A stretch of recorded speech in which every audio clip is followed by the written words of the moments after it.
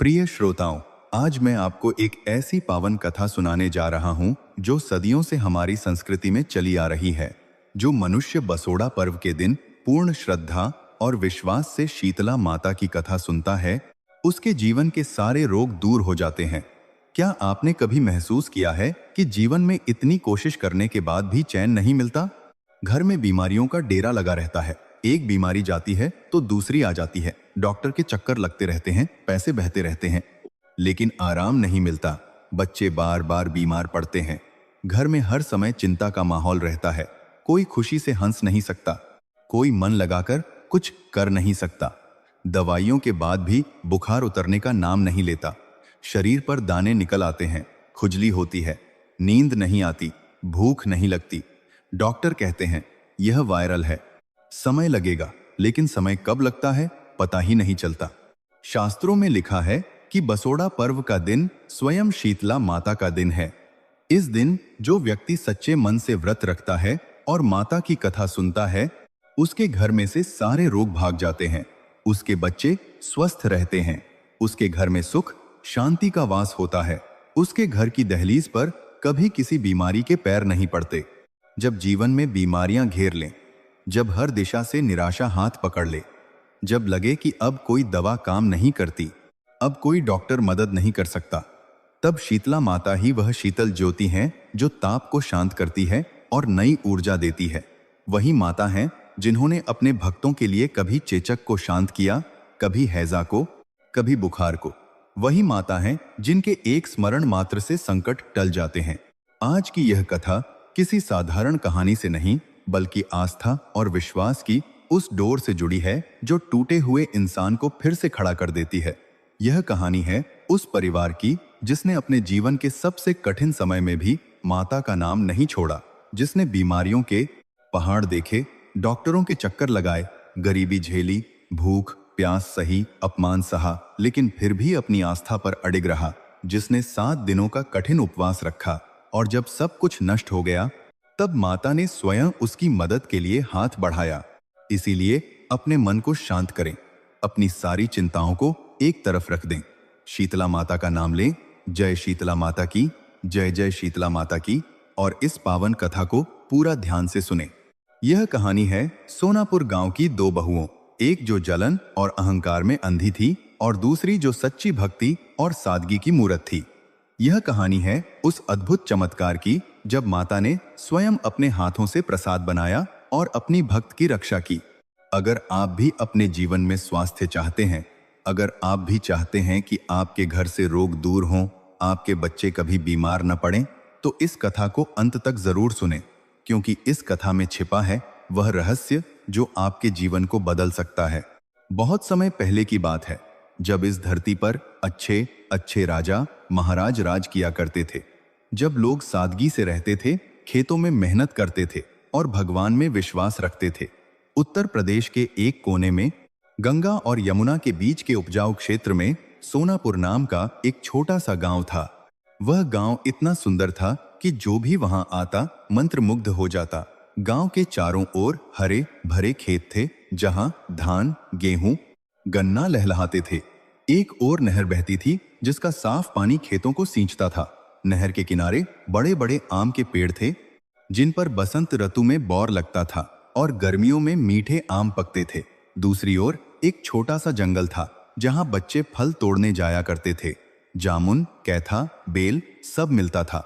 गांव के बीचों बीच एक बड़ा बरगद का पेड़ था, जिसकी छांव में गांव के बुजुर्ग शाम को बैठते और कहानियां सुनाया करते थे। गांव में मिट्टी के घर थे, सड़कें पक्की नहीं थीं, लेकिन हर घर में एक अलग सी सादगी थी। कच्चे घरों की दीवारों पर गाय के गोबर से लिपाई की जाती थी और उस पर सुंदर सुंदर आकृतियां बनाई जाती थीं। हर घर के आंगन में तुलसी का पौधा होता था और हर घर में किसी न किसी देवी देवता की पूजा होती थी। गांव में कुल मिलाकर लगभग 200 घर थे। ज्यादातर लोग खेती बाड़ी करते थे, कुछ लोग पशुपालन करते थे और कुछ लोग मजदूरी करते थे। गांव में एक प्रसिद्ध शीतला माता का मंदिर भी था। वह मंदिर गांव के बाहर एक छोटी पहाड़ी पर स्थित था। मंदिर के चारों ओर नीम के बहुत सारे पेड़ थे। कहा जाता था कि यहां आकर जो भी सच्चे मन से प्रार्थना करता था, उसकी बीमारियां ठीक हो जाती थीं। हर साल बसोड़ा पर्व पर इस मंदिर में बहुत बड़ा मेला लगता था। दूर दूर से लोग इस मेले में आते थे। उसी गांव में लाल बाबू नाम का एक किसान रहता था। लाल बाबू की उम्र करीब 50 साल थी। वह कद में थोड़ा छोटा था, लेकिन उसके शरीर में ताकत बहुत थी। उसकी दाढ़ी सफेद होने लगी थी, लेकिन उसकी आंखों में अभी भी वही चमक थी। उसके पास 20 बीघा जमीन थी। वह अच्छी खेती करता था। उसके पास 2 बैल थे, एक काला और एक भूरा। एक गाय थी जो रोज 2-2 किलो दूध देती थी। उसकी पत्नी का नाम राम दुलारी था। राम दुलारी बहुत ही सरल और दयालु महिला थी। वह सुबह सुबह उठकर सबसे पहले शीतला माता का ध्यान करती थी। फिर वह गाय का दूध निकालती। फिर खेतों पर जाने के लिए लाल बाबू को भोजन देती। फिर घर के सारे काम निपटाती। उसे कभी किसी से कोई शिकवा शिकायत नहीं थी। लाल बाबू के 2 बेटे थे। बड़ा बेटा राम सेवक और छोटा बेटा शिव सेवक। राम सेवक की उम्र 25 साल थी। वह कद में लंबा, गठीला और मेहनती था। उसने 10वीं तक पढ़ाई की थी, लेकिन पढ़ाई में मन नहीं लगा, तो वह खेती में ही मन लगाने लगा। वह अपने पिता के साथ खेतों पर जाता और सारा काम करता। उसका स्वभाव अपने पिता जैसा ही सीधा सादा था। राम सेवक की शादी को 4 साल हो चुके थे। शिव सेवक की उम्र 22 साल थी। वह अपने भाई से छोटा था, लेकिन कद में उससे भी लंबा था। उसकी पढ़ाई 12वीं तक हुई थी।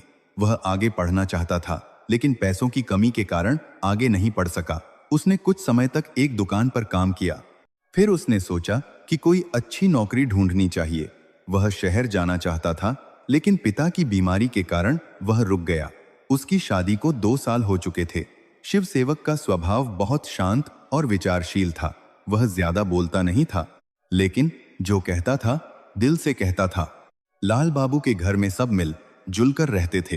कोई बड़ा झगड़ा नहीं होता था, कोई तकरार नहीं होती थी, लेकिन जैसा कि हर घर में होता है, छोटी मोटी नोक झोंक तो चलती ही थी। राम सेवक की पत्नी सुलोचना और शिव सेवक की पत्नी गौरा के बीच में अक्सर मनमुटाव हो जाता था, लेकिन बड़े लोग किसी को कुछ बोलते नहीं थे। राम सेवक की पत्नी का नाम सुलोचना था। सुलोचना का जन्म एक अमीर किसान के घर में हुआ था। उसके पिता के पास 50 बीघा जमीन थी। सुलोचना को बचपन से ही सारी सुख सुविधाएं मिली थीं। उसकी शादी में उसके पिता ने बहुत दहेज दिया था। सोने के तुमान के सही जेवर, चांदी के बर्तन, कपड़े, गहने, सब कुछ। इसलिए सुलोचना को अपने पति के घर में किसी से कुछ मांगने की जरूरत नहीं पड़ती थी। उसके पास अपना अलग खर्च था, अपने पैसे थे। लेकिन दहेज के इस अहंकार ने उसके स्वभाव को खराब कर दिया था। सुलोचना बहुत ही चतुर, गठीली और कामचोर महिला थी। उसे घर में अपनी बड़ी बहू होने का बहुत घमंड था। वह सोचती थी कि वह अमीर घर से आई है, उसके पास पैसा है, इसलिए वह घर की मालकिन है। उसकी सास से भी कभी सीधे बात नहीं करती थी, हमेशा टेढ़ी मेढ़ी बातें करती। जब सास कोई काम बताती तो सुलोचना मुंह बनाकर कहती, मुझे यह नहीं आता, यह तो गौरा से करवाओ। सुलोचना को सुबह जल्दी उठना पसंद नहीं था। वह 10 बजे तक सोती रहती थी। जब तक वह उठती तब तक गौरा आधे से ज्यादा काम कर चुकी होती थी। सुलोचना की बातों में कड़वापन था। वह जब बोलती तो उसके शब्द तीर की तरह चुभते थे। वह गौरा के बारे में हमेशा दूसरों से शिकायत करती, यह गौरा तो निकम्मी है, कुछ नहीं करती, सारा दिन भगवान के नाम में लगी रहती है, इसकी वजह से ही हमारे घर में तरक्की नहीं हो रही। उसकी जलन इतनी बढ़ गई थी कि वह गौरा को छोटा करने के लिए हर संभव कोशिश करती। वह गौरा से ज्यादा काम करवा लेती। गौरा, आज पूरे घर की सफाई कर दे। गौरा, आज 5 के कपड़े धो दे। गौरा, आज गाय भैंस को चारा डाल दे। और जब गौरा थक जाती तो सुलोचना उसका खाना छीन लेती। तेरे लिए थोड़ा कम है, मैंने अपने लिए रख लिया है, तू फल खा ले। गौरा कभी कुछ नहीं बोलती थी, चुपचाप अपने कमरे में चली जाती और भूखी सो जाती थी। सुलोचना को गौरा से इसलिए भी जलन थी क्योंकि गौरा बहुत सुंदर थी। गौरा का रंग गेहुआ था, लेकिन उसके चेहरे पर एक अलग ही चमक थी। उसकी बड़ी बड़ी आंखें थीं, जिनमें मासूमियत झलकती थी। उसके लंबे काले बाल थे जो वह एक चोटी में बांधती थी। उसकी मुस्कान इतनी मीठी थी कि देखने वाला देखता ही रह जाता था। गांव के सभी लोग गौरा से प्यार करते थे। वे कहते थे, गौरा तो देवी का रूप है, इतनी सरल, इतनी सीधी, इतनी मेहनती। और यही बात सुलोचना को सबसे ज्यादा खलती थी। शिव सेवक की पत्नी गौरा बिल्कुल सुलोचना के विपरीत थी। गौरा का जन्म एक गरीब परिवार में हुआ था। उसके पिता एक मजदूर थे। उनके पास कोई जमीन नहीं थी, कोई पैसा नहीं था। गौरा ने बचपन से ही गरीबी देखी थी। उसने कभी स्कूल नहीं जाया था, लेकिन उसके माता पिता ने उसे संस्कार दिए थे। उसे सिखाया था कि सच्चाई, ईमानदारी और भक्ति ही सबसे बड़ा धन है। गौरा बहुत ही सरल, निर्मल स्वभाव की और ईमानदार महिला थी। उसके चेहरे पर हमेशा एक मीठी मुस्कान रहती थी। वह सबसे प्यार से बात करती, सबकी सेवा करती। उसकी भक्ति बहुत गहरी थी। वह हर दिन सुबह 3 बजे उठ जाती थी। सबसे पहले वह घर की साफ सफाई करती, फिर तुलसी में पानी देती, फिर नहा धोकर साफ कपड़े पहनती और फिर शीतला माता की पूजा करती। उसकी पूजा में कोई दिखावा नहीं था, बस एक लोटा पानी, थोड़े से फूल और एक दिया। लेकिन उसकी श्रद्धा में इतनी गहराई थी कि माता खुद उसकी भक्ति से प्रसन्न रहती थीं। गौरा कभी किसी से झगड़ा नहीं करती थी। चाहे सुलोचना उसे कितना भी ताना मारे, गौरा चुप रहती। वह जानती थी कि बुराई का बदला बुराई से नहीं, अच्छाई से देना चाहिए। वह अक्सर कहती थी, जो माता पर विश्वास रखता है उसे किसी से डरने की जरूरत नहीं। माता सब देख रही हैं, वही सबका न्याय करेंगी। एक बार गांव में एक बहुत बड़ा तूफान आया था। बिजली गिरने से सुलोचना के कमरे की छत में छेद हो गया था। सुलोचना बहुत डर गई थी। उसने सोचा कि गौरा उसकी मदद नहीं करेगी, लेकिन गौरा तुरंत दौड़कर आई। उसने अपनी चादर से छत का छेद ढका, फिर सुलोचना को अपने कमरे में ले गई। उसने सुलोचना को गर्म दूध पिलाया और उसे सुला दिया। सुलोचना को बहुत शर्म आई, लेकिन उसने कभी गौरा को धन्यवाद नहीं कहा। ऐसी थी गौरा, ऐसी थी सुलोचना। एक में सच्चाई थी, दूसरी में अहंकार। एक में भक्ति थी, दूसरी में जलन। और इसी अंतर ने पूरे परिवार को तबाही के कगार पर ला खड़ा किया। बसोड़ा पर्व से लगभग 1 महीना पहले गांव में अचानक एक अजीब सी बीमारी फैलनी शुरू हुई। पहले गांव के पूरब छोर पर रहने वाले एक बूढ़े व्यक्ति को बुखार हुआ। लोगों ने सोचा सर्दी खांसी होगी, गर्म दूध पी लेगा तो ठीक हो जाएगा। लेकिन अगले दिन उसी मोहल्ले के 2 और लोग बीमार हो गए। फिर अगले दिन 10, फिर 20। बीमारी आग की तरह फैलने लगी। बुखार इतना तेज था कि शरीर में आग लग जाती थी। थर्मामीटर में 104, 105 डिग्री तक पहुंच जाता था। आंखें लाल हो जाती थीं। शरीर पर छोटे छोटे दाने निकल आते थे जो बहुत खुजली करते थे। कई लोगों को उल्टी, दस्त भी होने लगे। बच्चे तो बिल्कुल बेहाल हो गए। वे रात रात भर रोते रहते। उनकी माहें उन्हें गोद में लेकर बैठी रहती, पर बच्चों की तकलीफ कम नहीं होती। गांव के बुजुर्गों ने इकट्ठा होकर सलाह की।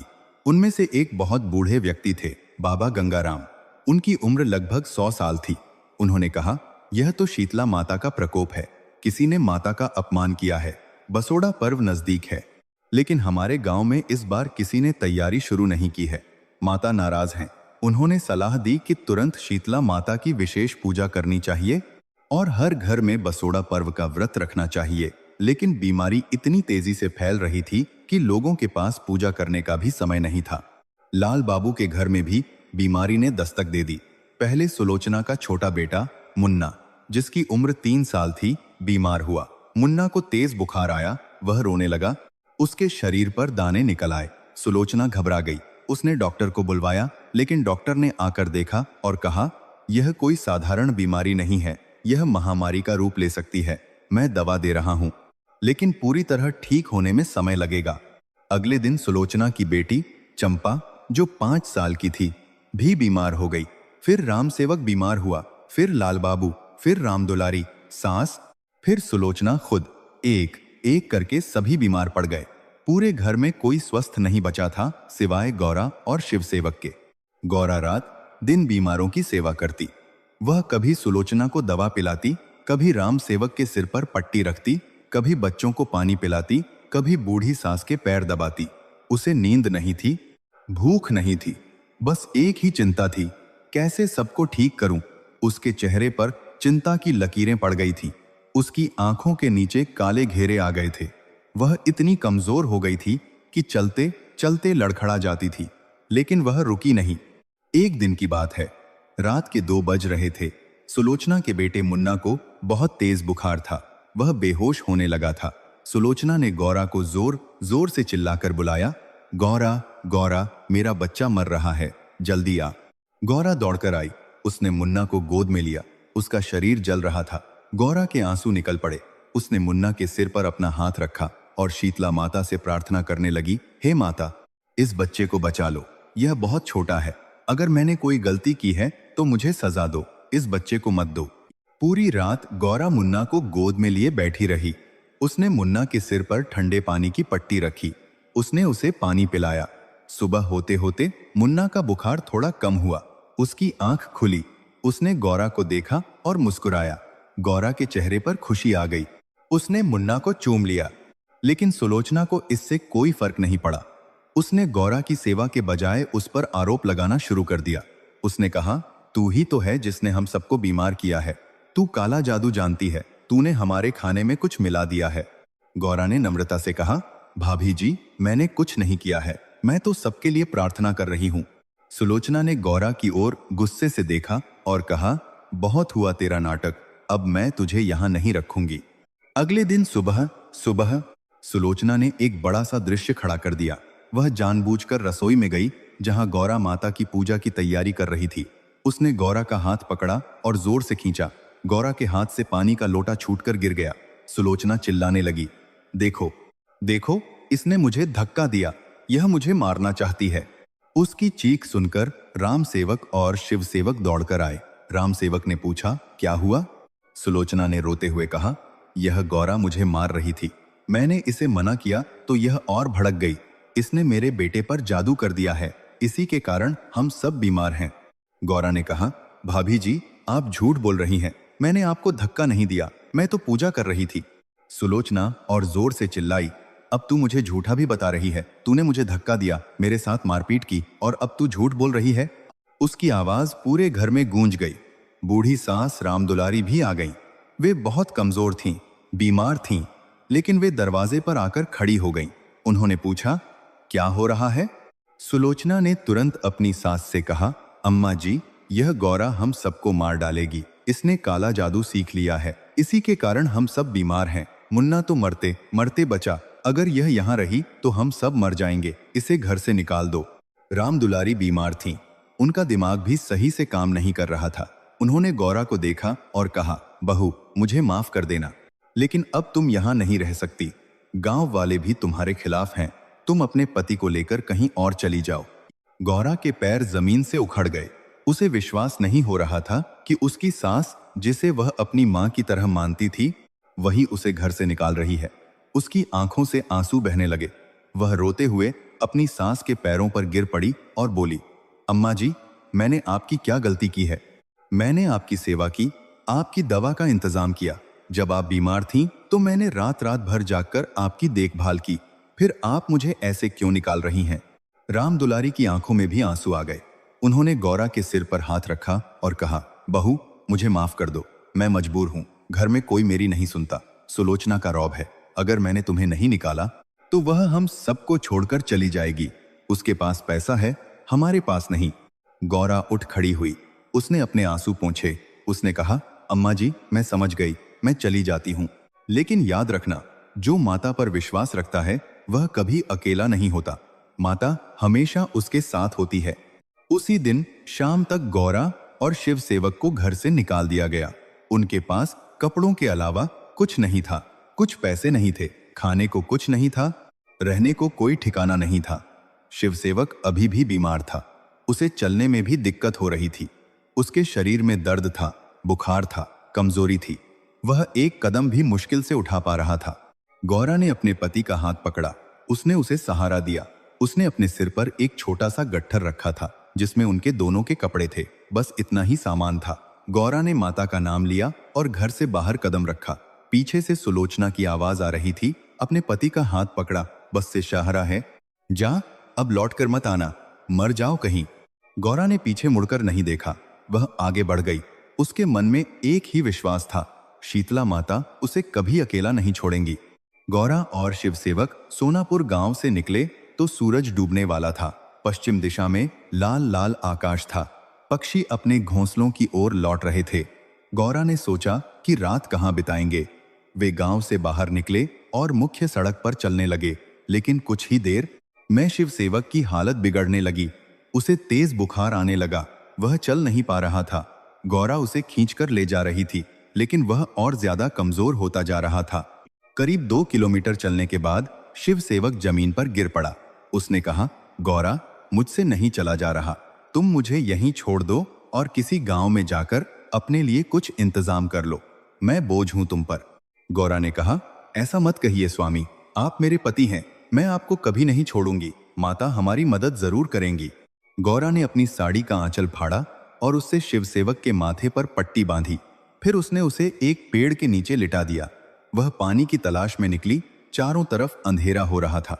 जंगल में जानवरों की आवाजें आ रही थीं, सियार की चीख, उल्लू की हूक, कभी किसी जंगली जानवर के पैरों की आहट। गौरा को बहुत डर लग रहा था, लेकिन उसने हिम्मत नहीं हारी। वह माता का नाम लेती हुई आगे बढ़ती गई। लगभग आधे घंटे बाद उसे एक छोटा सा तालाब मिला। तालाब में पानी बहुत कम था, लेकिन उतना ही काफी था। गौरा ने अपने हाथों से पानी निकाला और अपने आंचल में भर लिया। वह वापस शिव सेवक के पास आई। उसने शिव सेवक को पानी पिलाया। शिव सेवक को थोड़ी राहत मिली। गौरा ने उसके शरीर को पानी से पोंछा, उसके बुखार को कम करने की कोशिश की। रात बहुत कठिन थी। जंगल में तापमान गिर गया। ठंडी हवा चलने लगी।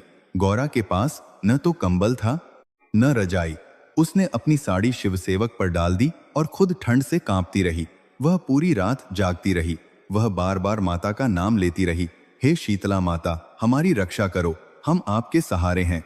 सुबह हुई तो गौरा को बहुत भूख लगी थी। 2 दिन से उसने कुछ खाया नहीं था। उसका पेट जोर जोर से दर्द कर रहा था। उसके हाथ पैर कांप रहे थे, लेकिन उसने अपना व्रत नहीं तोड़ा था। बसोड़ा पर्व अभी आने में 5 दिन बाकी थे। गौरा ने ठान लिया था कि वह पूरे 7 दिनों का उपवास रखेगी। शिवसेवक ने कहा, गौरा, तुम कुछ खा लो, तुम मर जाओगी। गौरा ने कहा, स्वामी, मैंने माता से वादा किया है, मैं व्रत तोड़कर पाप नहीं करूंगी। माता मेरी भूख दूर कर देंगी। गौरा ने जंगल में कुछ खाने की तलाश शुरू की। वह दूर तक गई। उसे कुछ जंगली बेर के पेड़ मिले। बेर बहुत खट्टे थे और कुछ तो सड़ भी गए थे, लेकिन गौरा ने उन्हें तोड़ा और शिवसेवक को दिए। शिवसेवक ने खाने से मना किया, लेकिन गौरा ने जोर दिया, आप बीमार हैं, आपको खाना चाहिए। मेरा व्रत है, इसलिए मैं नहीं खाऊंगी। शिवसेवक ने बहुत मुश्किल से कुछ बेर खाए। उसे थोड़ी ताकत मिली। वह उठ सका। गौरा ने उसे सहारा दिया और दोनों आगे बढ़ने लगे। दिन चढ़ता गया। सूरज बहुत तेज हो गया। गर्मी लू चल रही थी। गौरा के पैरों में छाले पड़ गए थे। उसके जूते फट गए थे। वह नंगे पैर चल रही थी। उसके पैरों से खून निकलने लगा, लेकिन वह रुकी नहीं। उसका चेहरा झुलस रहा था। उसकी आंखों में धूल चली गई थी। वह बार बार लड़खड़ा रही थी, लेकिन हर बार संभल जाती थी। लगभग 10 किलोमीटर चलने के बाद उन्हें एक छोटा सा गांव दिखाई दिया, रामपुर। गांव बहुत छोटा था, शायद 50-60 घर होंगे। गांव के बाहर एक पुराना मंदिर था। मंदिर बहुत पुराना था, शायद सैकड़ों साल पुराना। दीवारें टूटी हुई थीं, छत से पानी टपकता था। चारों तरफ जाला था, लताएं लिपटी हुई थीं। मंदिर के अंदर एक छोटी सी शीतला माता की मूर्ति थी। मूर्ति पर धूल जमी हुई थी, कोई पूजा नहीं होती थी। गौरा ने कहा, स्वामी, यही हमारा सहारा है। यह माता का मंदिर है। माता ने हमें यहाँ पहुँचाया है। उन्होंने उसी मंदिर में रहने का फैसला किया। गौरा ने मंदिर की साफ सफाई शुरू कर दी। उसने झाड़ू से सारा जाला साफ किया। उसने पानी से फर्श धोया। उसने माता की मूर्ति को साफ किया। उसने मूर्ति पर फूल चढ़ाए। जंगली फूल थे, लेकिन श्रद्धा थी। उसने शिव सेवक के लिए सूखे पत्ते बिछाए। फिर वह गांव में भीख मांगने गई। गांव के लोगों ने उसकी दशा देखी तो उन्हें दया आ गई। एक औरत ने थोड़ा चावल दिया, एक ने थोड़ी दाल, एक ने सब्जी, एक ने नमक, एक ने मिट्टी का बर्तन। किसी ने पुराने कपड़े दिए, किसी ने एक पुरानी चादर दे दी। गौरा ने सबका शुक्रिया अदा किया। उसने उसी सामान से शिव सेवक के लिए खाना बनाया, लेकिन खुद नहीं खाई। शिव सेवक ने कहा, गौरा, तुम तो मर जाओगी, कुछ तो खा लो। गौरा ने कहा, स्वामी, अब केवल 4 दिन बाकी हैं। मैंने 7 दिन का व्रत रखा है। मैं व्रत नहीं तोड़ूंगी। माता मेरी रक्षा करेंगी। गौरा ने उस मंदिर में रहकर माता की कठिन तपस्या शुरू कर दी। वह हर दिन सुबह 3 बजे उठती। सबसे पहले वह नहाने जाती। पास में एक छोटा सा कुआं था। उस कुएं का पानी बहुत ठंडा होता था, लेकिन गौरा ने कभी शिकायत नहीं की। वह कुएं का ठंडा पानी अपने सिर पर डाल लेती, फिर साफ कपड़े पहनती और मंदिर के अंदर आकर माता का ध्यान करती। पहले दिन की बात है। गौरा माता के सामने बैठी थी। उसे बहुत भूख लग रही थी। उसका पेट जोर जोर से दर्द कर रहा था। उसके हाथ कांप रहे थे। उसकी आंखों के सामने अंधेरा छा रहा था। उसने सोचा शायद मैं गिर जाऊंगी, लेकिन उसने हिम्मत जुटाई। उसने माता से कहा, माता, मैं बहुत कमजोर हूं, मुझे बल दो, मैं तुम्हारा व्रत पूरा करना चाहती हूं। अचानक उसे लगा जैसे किसी ने उसके सिर पर हाथ रख दिया हो। एक शीतलता उसके शरीर में फैल गई। उसकी भूख थोड़ी कम हो गई। उसे ताकत मिली। वह समझ गई कि माता ने उसकी प्रार्थना सुन ली। दूसरे दिन और भी कठिन था। गौरा को तेज प्यास लगी। उसका गला सूख गया था। उसकी जीभ मुंह से चिपक गई थी। वह बोल भी नहीं पा रही थी। उसने सोचा कि वह पानी पी ले। आखिर पानी से व्रत तो नहीं टूटता। लेकिन उसने सोचा कि नहीं, उसे पूरा विश्वास है कि माता उसे पानी भी देगी। उसने फिर से माता से प्रार्थना की। कुछ ही देर में बादल आए और हल्की बारिश होने लगी। गौरा ने अपने हाथ फैलाए और बारिश का पानी पिया। वह पानी अमृत की तरह मीठा लग रहा था। गौरा समझ गई यह माता का चमत्कार था। तीसरे दिन गौरा के पति शिवसेवक की तबीयत अचानक बिगड़ गई।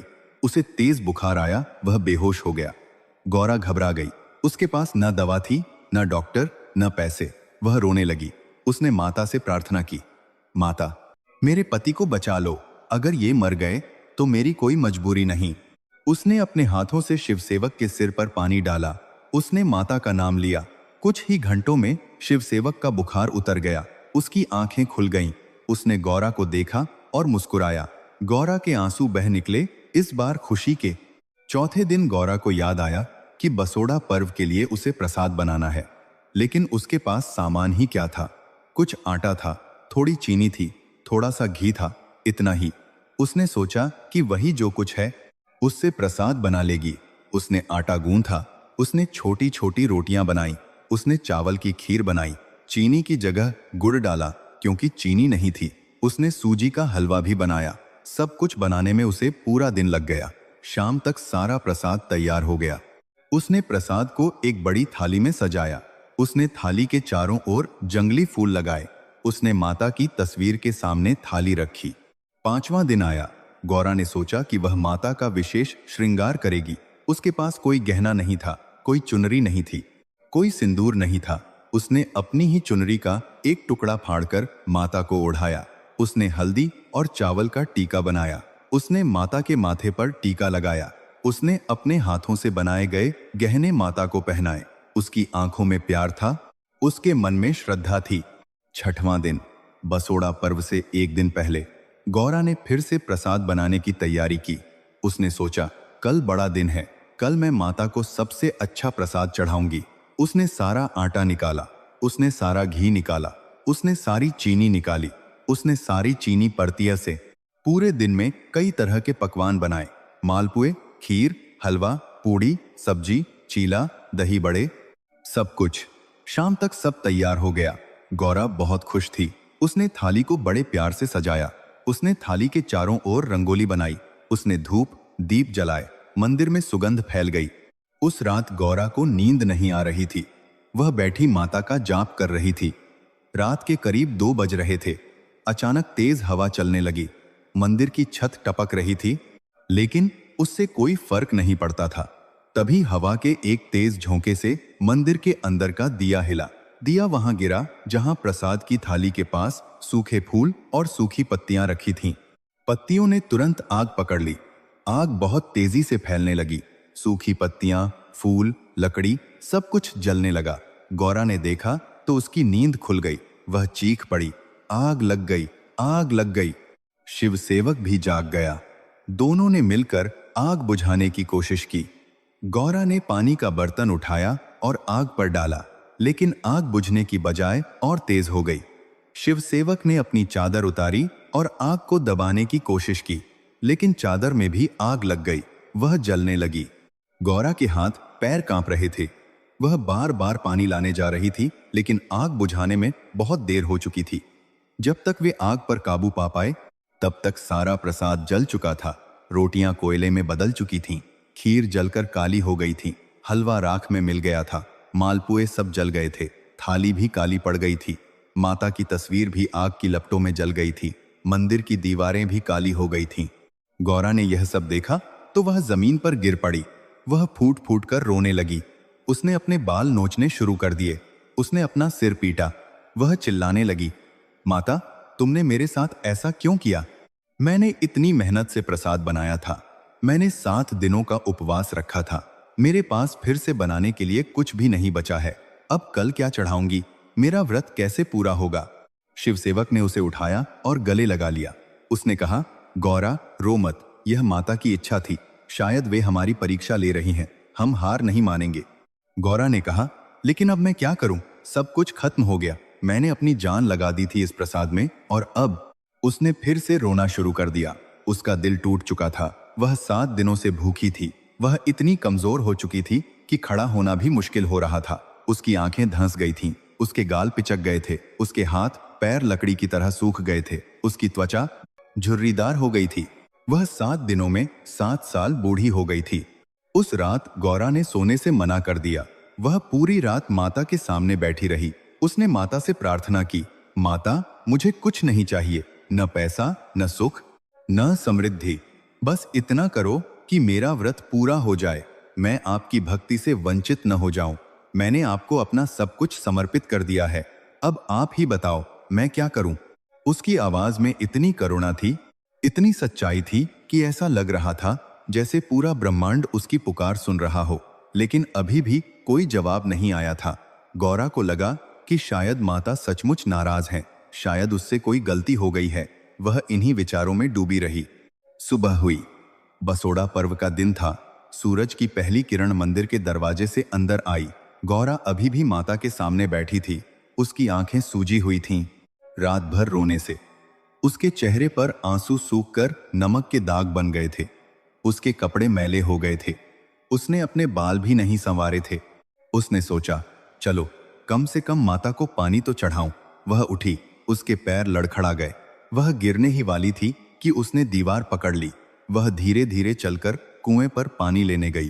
कुएं पर कुछ और औरतें भी पानी भर रही थीं। उन्होंने गौरा की दशा देखी। एक औरत ने ताना मारा, अरे, तुम्हारा प्रसाद कहाँ है? बिना प्रसाद के माता कैसे मानेंगी? ऐसे में व्रत रखने का क्या फायदा? दूसरी औरत ने कहा, इसे देखो, 7 दिन का उपवास रखा है, लेकिन माता ने इसकी एक नहीं सुनी। इसका प्रसाद जल गया। यह तो माता का अपमान है। गौरा ने अपना मुंह ढक लिया और रोने लगी। उसने जल्दी से पानी भरा और मंदिर लौट आई। उसने सोचा, अब मैं क्या करूं? मेरे पास कुछ नहीं है, बस एक लोटा पानी है।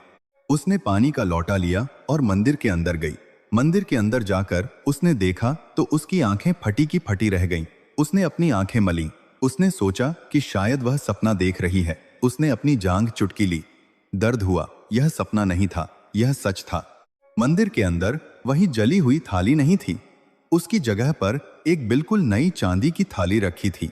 थाली इतनी चमकदार थी कि उसमें गौरा का चेहरा दिख रहा था। उस थाली में तरह तरह के प्रसाद थे।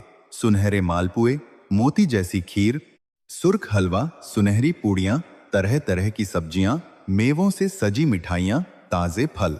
सब कुछ इतना सुंदर था कि देखते ही मन मोह लेता था। थाली के चारों ओर सुगंधित फूलों की माला थी। गुलाब, चमेली, गेंदा, रजनीगंधा, धूप, दीप जल रहे थे। उनकी सुगंध पूरे मंदिर में फैली हुई थी। एक ओर सोने का नारियल रखा था, दूसरी ओर मोतियों की माला। माता की मूर्ति पर नई चुनरी चढ़ी थी, नए गहने थे, सिंदूर लगा था। गौरा सब देखती रह गई। उसके मुंह से कोई शब्द नहीं निकल रहा था। उसकी आंखों से खुशी के आंसू बह रहे थे। वह माता के सामने गिर पड़ी। उसने प्रणाम किया और बोली, माता, यह आपने क्या कर दिया? मैं तो धूल भरी हूं। मेरे जैसी पापी पर आपने इतनी कृपा की। मैं आपकी क्या सेवा करूंगी? मेरा तो सब कुछ आप ही हो। तभी आकाशवाणी हुई। आकाश से एक दिव्य आवाज आई, गौरा, मैं तुम्हारी भक्ति से बहुत प्रसन्न हूं। तुमने 7 दिनों का कठिन उपवास रखा। तुमने अपना सब कुछ मुझ पर न्यौछावर कर दिया। तुमने कभी शिकायत नहीं की। तुमने कभी मुझ पर से विश्वास नहीं खोया। तुम्हारे प्रसाद को आग ने जला दिया, लेकिन तुमने मुझे कोसा नहीं। तुमने अपने पति की सेवा की, अपने परिवार की सेवा की, और अपने दुश्मनों को भी माफ कर दिया। इसलिए मैंने स्वयं तुम्हारे लिए प्रसाद बनाया है। आज से यह मंदिर प्रसिद्ध होगा। जो भी इस मंदिर में सच्चे मन से आएगा उसकी मनोकामना पूरी होगी, और जो भी बसोड़ा पर्व का व्रत रखेगा और यह कथा सुनेगा उसके सारे रोग दूर होंगे। गौरा ने आकाश की ओर देखा। उसकी आंखों में आंसू थे, लेकिन वे खुशी के आंसू थे। उसने हाथ जोड़े और कहा, माता, मैं धन्य हो गई। आपके दर्शन हो गए, मेरा जीवन सफल हो गया। गौरा ने वह प्रसाद माता को चढ़ाया। फिर उसने उस प्रसाद को गांव के सभी भक्तों में बांट दिया। जिसने भी वह प्रसाद खाया उसे बड़ा आश्चर्य हुआ। वह प्रसाद स्वर्गीय था। ऐसा स्वाद उन्होंने कभी नहीं चखा था। वह प्रसाद खाने के बाद लोगों को अद्भुत शक्ति और ऊर्जा मिलती थी। बीमार लोग ठीक हो जाते थे, कमजोर लोग ताकतवर हो जाते थे, उदास लोग खुश हो जाते थे। यह खबर पूरे रामपुर गांव में आग की तरह फैल गई। लोग दूर दूर से माता के दर्शन करने आने लगे। गौरा की भक्ति की चर्चा चारों तरफ होने लगी। लोग उसे भक्तिन कहने लगे। कोई उसके पैर छूता, कोई उससे आशीर्वाद लेता। लेकिन गौरा विनम्र बनी रही। उसने कभी घमंड नहीं किया। वह हमेशा कहती, यह माता की कृपा है, मेरा कुछ नहीं। उधर सोनापुर गांव में सुलोचना के घर के हालात दिन प्रतिदिन बदतर होते जा रहे थे। गौरा के चले जाने के बाद से घर में कोई सेवा करने वाला नहीं था। सुलोचना को अब सब काम खुद करना पड़ता था। वह सुबह से रात तक काम करती, लेकिन फिर भी सब कुछ अधूरा रह जाता था। सुलोचना का बेटा मुन्ना अभी भी बीमार था। उसकी हालत दिन प्रतिदिन खराब होती जा रही थी। उसे तेज बुखार आता था, फिर कुछ देर में उतर जाता था, फिर आ जाता था। उसके शरीर पर दाने थे जो बहुत खुजली करते थे। वह रात रात भर रोता रहता। सुलोचना उसे गोद में लेकर बैठी रहती, पर उसकी तकलीफ कम नहीं होती थी। एक दिन डॉक्टर ने आकर देखा और कहा, अब इस बच्चे की हालत बहुत नाजुक है। अगर कल तक इसमें सुधार नहीं हुआ तो मैं कुछ नहीं कह सकता। डॉक्टर की बात सुनकर सुलोचना का दिल टूट गया। वह फूट फूट कर रोने लगी। उस रात सुलोचना ने सपना देखा। सपने में शीतला माता आईं। वे अपने गधे पर सवार थीं। उनके 4 हाथ थे। एक हाथ में झाड़ू, एक में कलश, एक में नीम के पत्ते, एक में पंखा। उनका रूप अति सुंदर और दिव्य था। माता ने कहा, सुलोचना, तुमने अपने घर की सच्ची भक्त को निकाल दिया। गौरा मेरी सच्ची भक्त है। जब तक तुम उसे वापस नहीं बुलाओगी तुम्हारे घर में शांति नहीं आएगी। तुम्हारा बेटा ठीक नहीं होगा, तुम बीमार रहोगी, तुम्हारा पति बीमार रहेगा, तुम्हारा घर तबाह हो जाएगा। जाओ, गौरा को ढूंढो और उसे वापस लाओ। उसके पैर पकड़ो, माफी मांगो, तभी तुम्हारा उद्धार होगा। सुलोचना चीख कर उठी। उसका चेहरा पसीने से भीग गया था। उसका दिल तेजी से धड़क रहा था। उसने अपने पति रामसेवक को जगाया और सपना सुनाया। रामसेवक भी डर गया। उसने कहा, हमने बहुत बड़ी गलती की। गौरा के जाने के बाद से घर में कोई सुख नहीं है। चलो सुबह ही उसे ढूंढने चलते हैं। अगली सुबह सुलोचना और रामसेवक गौरा को ढूंढने निकले। वे पहले सोनापुर गांव के आस पास घूमे, फिर आस पास के गांवों में गए। उन्होंने हर मंदिर, हर धर्मशाला, हर सार्वजनिक स्थान पर पूछा, क्या किसी ने गौरा नाम की एक युवती को देखा है? वह शिवसेवक नाम के व्यक्ति के साथ है। कई दिन बीत गए। उनकी उम्मीद टूटने लगी थी। सुलोचना का बेटा और अधिक बीमार होता जा रहा था। सुलोचना को अपनी गलती का एहसास हो रहा था। वह रोती हुई बोली, मैंने बहुत बुरा किया। गौरा ने हमेशा मेरी सेवा की, मेरे बच्चों की देखभाल की और मैंने उसे निकाल दिया। अगर उसे कुछ हो गया तो मैं अपनी जिंदगी में कभी माफ नहीं हो पाऊंगी। 10वें दिन वे रामपुर गांव के पास पहुंचे। उन्होंने देखा कि गांव के बाहर एक मंदिर में बहुत भीड़ लगी हुई है। लोग दूर दूर से आ रहे थे। सुलोचना ने सोचा, चलो पहले माता के दर्शन कर लेते हैं, शायद माता हमें गौरा का पता बता दें। जब वे मंदिर के अंदर गए तो उन्होंने देखा कि एक औरत माता के सामने बैठी भजन गा रही है। उसकी आवाज बहुत मीठी थी। भजन सुनकर मन शांत हो जाता था। सुलोचना ने उस औरत को ध्यान से देखा। वह औरत कोई और नहीं बल्कि गौरा थी। लेकिन गौरा अब पहले जैसी नहीं थी। उसके चेहरे पर एक अलग ही चमक थी। उसके शरीर में एक अलग ही ऊर्जा थी। वह देवी जैसी लग रही थी। सुलोचना दौड़कर गौरा के पास गई। उसने गौरा के पैर पकड़ लिए और जोर जोर से रोने लगी। उसने कहा, गौरा, मुझे माफ कर दो। मैंने तुम्हारे साथ बहुत बुरा किया। मैंने तुम्हें घर से निकाल दिया। मैंने तुम्हारा अपमान किया। मैं बहुत बड़ी पापी हूं। लेकिन मेरा बेटा मर रहा है, उसे बचा लो। तुम्हारी भक्ति में शक्ति है, बस एक बार उसे आशीर्वाद दे दो। गौरा ने सुलोचना को उठाया और गले लगा लिया। उसने कहा, भाभी जी, मैंने तुम्हें कभी बुरा नहीं माना। तुमने जो किया वह तुम्हारी मजबूरी थी। मैं सब भूल चुकी हूँ। चलो, मैं तुम्हारे साथ चलती हूँ। गौरा ने माता से प्रार्थना की और फिर सुलोचना के साथ सोनापुर गांव चल दी। जब गौरा सोनापुर गांव पहुंची तो पूरा गांव उसके स्वागत को उमड़ पड़ा। लोगों ने उसके पैर छुए। सबको पता चल गया था कि गौरा के मंदिर में माता ने स्वयं प्रसाद बनाया था। लोग कह रहे थे, गौरा तो सच में देवी है। उसकी भक्ति के आगे माता ने भी सिर झुका दिया। गौरा सीधे सुलोचना के घर गई। उसने सुलोचना के बेटे मुन्ना को देखा। वह बेहोश पड़ा था। उसका शरीर पतला हो गया था। उसकी आंखें धंस गई थीं। उसकी त्वचा पर दाने थे। बुखार बहुत तेज था। डॉक्टर ने हाथ खड़े कर दिए थे। उसने कह दिया था, अब कोई उम्मीद नहीं, यह बच्चा नहीं बचेगा। सुलोचना रो रही थी। उसने गौरा से कहा, गौरा, तुम ही इसकी एकमात्र आशा हो।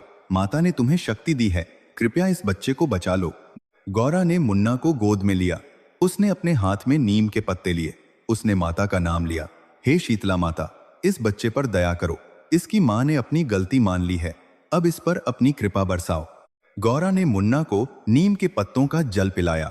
उसने मुन्ना के शरीर पर नीम के पत्ते रखे। उसने मुन्ना के सिर पर हाथ रखा और माता का जाप करने लगी, जय शीतला माता, जय जय शीतला माता। कुछ ही पलों में मुन्ना की आंखें खुल गईं। उसका बुखार उतर गया।